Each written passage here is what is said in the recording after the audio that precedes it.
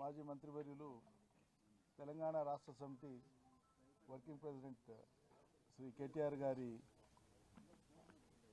సూచన మేరకు నిర్ణయం మేరకు వ్యవసాయ రంగ స్థితిగతులపై ఈరోజు రాష్ట్రంలో నెలకొని ఉన్నటువంటి విషాదకరమైనటువంటి రైతాంగ జీవితాలకు సంబంధించి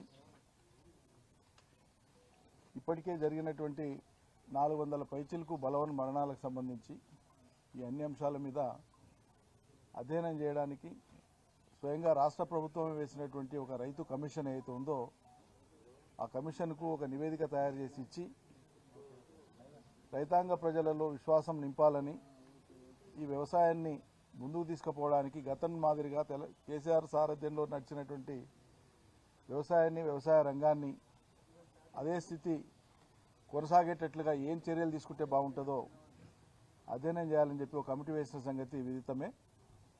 ఆ కమిటీ తొలి సమావేశం ఈరోజు ఇక్కడ నిర్వహించడం జరిగింది. దానికి కేటీఆర్ గారు వచ్చి పలు సూచనలు సలహాలు ఒక డైరెక్షన్ ఇవ్వడం జరిగింది. కమిటీ సభ్యులందరూ కూడా సభ్యురాలు మరియు సభ్యులందరూ కూడా మాజీ మంత్రులు, శాసన మండలి సభ్యులు, శాసనసభ మాజీ సభ్యులు అందరూ కూడా అనుభవజ్ఞులు ఉన్నారు. గ్రామీణ నేపథ్యం తెలిసిన వాళ్ళు ఉన్నారు. తెలంగాణ ఉద్యమ ప్రస్థానంలో ఉంటూ వచ్చిన వాళ్ళు ఉన్నారు. కాబట్టి అందరి యొక్క భావన ముందుగా ఇటీవల మరణించినటువంటి ఆ రైతు సోదరులు వాళ్ళ కుటుంబాలకు ప్రగాఢమైనటువంటి సానుభూతిని తెలియజేస్తూనే మరోసారి వారి యొక్క ఆ స్థితిని చాలా గంభీరంగా తీసుకొని చాలా బాధగా ఈ పరిస్థితిలో మార్పు ఉండాలి, ఖచ్చితంగా ఈ సాంప్రదాయ పద్ధతులలో జరిగేటువంటి రాజకీయాల మూలంగా పరిష్కారం రాదు. చిత్తశుద్ధితో ప్రజలకు ఇచ్చినటువంటి వాగ్దానాలను అమలు చేయడం మూలంగా ఆ అడుగులు ఎటువైపు పడుతున్నాయనేటువంటిది ప్రజలకు తెలియజెప్పాలి. దీన్ని మరింత విస్తృతంగా అధ్యయనం చేయాలి.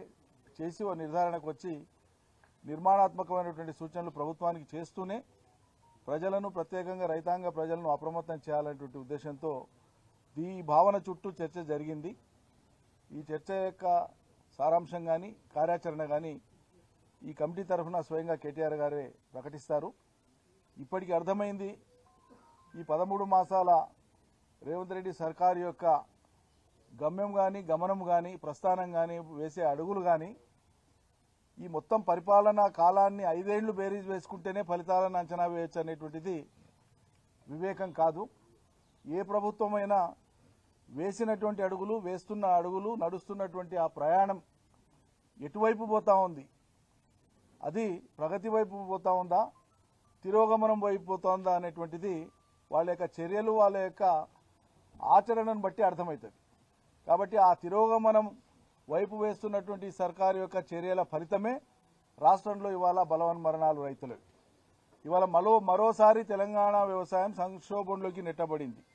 ఈ సంక్షోభంలోకి మరింత కూరుకుపోకుండా ఈ వ్యవసాయ రంగాన్ని కాపాడేది ఎట్లా, ముందుకు తీసుకుపోయేది ఎట్లా, సాక్షాత్తు ఈ రంగంలోనే నిమగ్నమైనటువంటి ఈ రాష్ట్రానికి సంబంధించినటువంటి 58-60% మంది ప్రజల యొక్క వాళ్ళ ఆర్తి లోకానికి తెలియాలి, ఈ ప్రభుత్వానికి కనువిప్పు కలగాలి.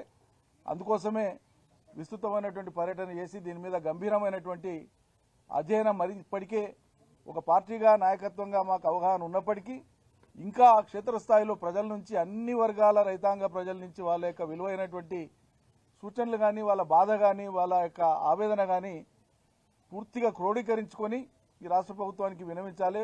ఈ ప్రజల డిమాండ్ అవసరమైతే జాతీయ స్థాయికి కూడా ఈ అంశాన్ని తీసుకుపోవాలనేటువంటి కోణంలో ఇవాళ చర్చ జరిగింది. కేటీఆర్ గారు స్వయంగా వారు ఇక్కడ దాకా వ్యక్తిగతంగా రావడం, మా కమిటీ సభ్యులందరూ కూడా ఇక్కడికి నివాసానికి రావడం, ఈ వచ్చిన సందర్భంగా వారికి నేను ప్రత్యేకంగా ధన్యవాదాలు అర్పిస్తూ కేటీఆర్ గారిని వారి యొక్క సూచనలు చేయవలసిందిగా, వారిని ఇంటరాక్ట్ కావాల్సిందిగా కోరుతా ఉన్నాను.